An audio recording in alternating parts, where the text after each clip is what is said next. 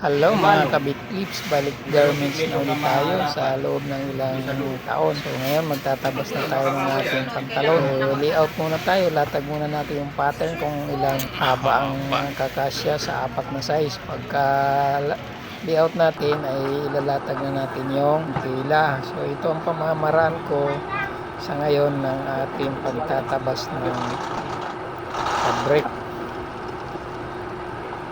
Ngayon, umabot ng ilang yarda din ang apat na size. Kaya medyo mahaba-haba din yung latag natin. So, ang nilatag natin ay apat na size. Ang ating kakat na to ay small hanggang medium, large, tsaka XL. Pagkatapos natin ilatag yung ating tela, ay babalik naman natin sa ibabaw yung ating pattern.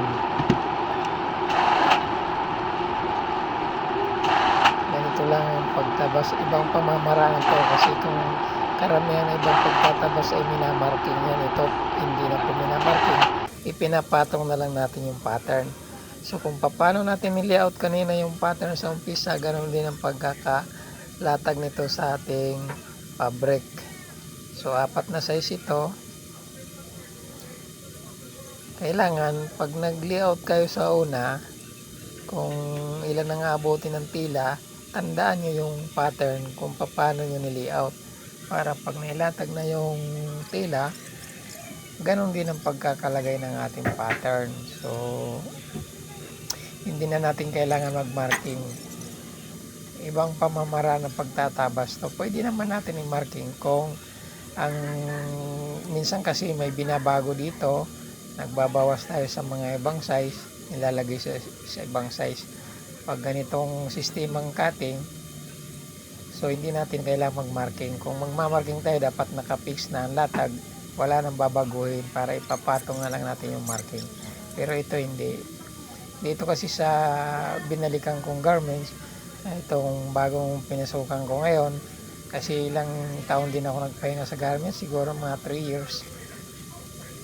At ito nga, bumalik tayo, medyo na-miss natin. So ganito lang naman ito ang naabutan ko dito na pamamaraan ng pagtatabas nila, kaya sinundan ko na lang din dahil ayaw kong mabago at manibago din sila.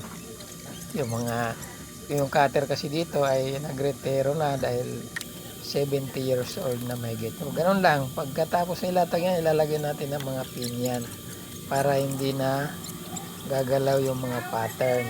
Ganun ang pamamaraan dito sa kumpanya na to. Ayan o, nakapix na yung mga pattern, nakatusok na ng mga pin. So medyo makapal ang ating latag.